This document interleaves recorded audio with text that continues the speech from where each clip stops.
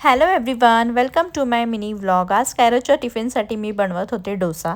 तसं तर स्कूलला सुट्टी आहे, पण समर कॅम्प आहे त्यामुळे त्याला रोज स्कूलला जावं लागतं. डोसा चटणी त्याला खायची होती, त्यामुळे मी इकडे डोसा बनवत होते. कुणाल चटणी तयार करत होता आणि तोपर्यंत ना कायरोला फार आळस आला होता. तो फक्त सोफ्यावर लोळत होता.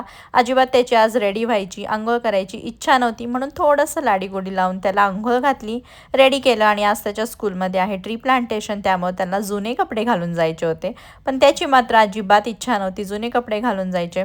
कसं बसं त्याला रेडी केलं. थोडासा नाराज झाला होता, पण मला माहिती आहे आता स्कूलला नाराज होऊन जाईल, पण येताना मात्र खुशच होऊन जाईल. कारण शाळेत गेल्यानंतर ना त्याची सगळी नाराजी दूर होते जेव्हा तो त्याच्या फ्रेंड्सला भेटतो, मस्ती करतो.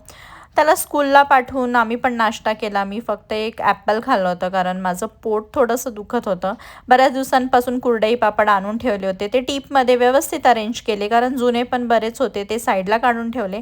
दुपारच्या जेवणात आज सिंपल अशी साधी खिचडी बनवली होती, आणि त्यानंतर ताक हे तर कंपल्सरीच झालेलं आहे, कारण उन्हाळा तितका आला आहे. आय होप तुम्हाला हा व्हिडिओ आवडला असेल. व्हिडिओला लाईक करा. भेटूयात नेक्स्ट व्हिडिओ.